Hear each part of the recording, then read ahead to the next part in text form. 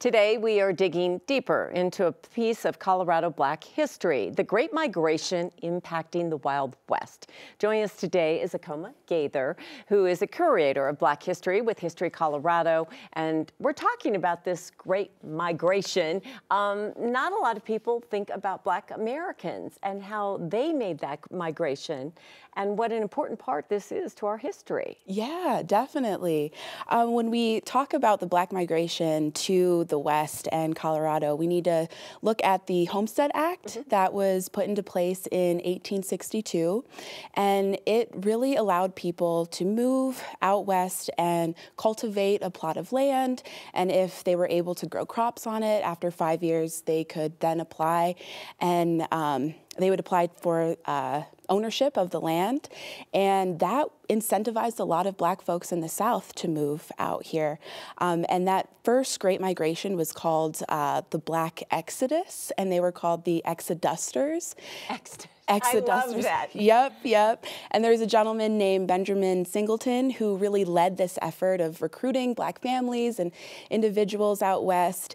And they really migrated from state to state. You see folks going to Missouri and then Kansas and then eventually to Colorado. And there were a lot of Black folks that were laborers on the railroad as well, and they would bring their families traveling out west. Some people walked along the railroads, people were in wagons, and yeah, they were really incentivized by being self-sufficient and you know, having some land to work off of. Some land, and then we talked about that last week when we were talking about Deerfield, right? Which is so important. But there are other areas in southern Colorado as well. What what did they call it? The Dry, yes. The Dry. Yes. So that settlement was in southeastern Colorado near Manzanola, and it was started by two sisters, the Rutger sisters.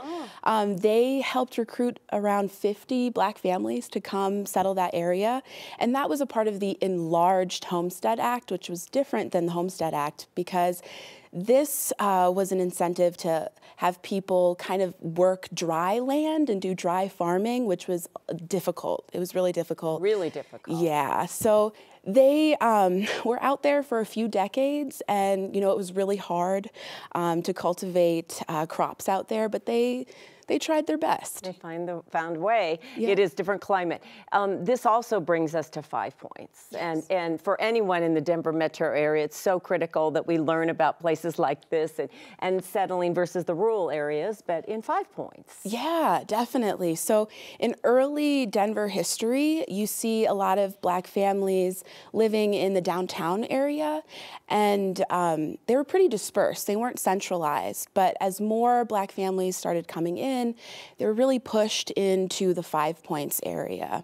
And there were some benefits to this because Black families and individuals, they helped build social clubs and churches and just a mutual aid network where people could offer people health care, and they had Black businesses and grocery stores. And I think there's power in numbers because, you know, during the 1920s, the KKK was very well and alive in Colorado, but yeah, they really, you know, cultivated a network of care for themselves in the neighborhood.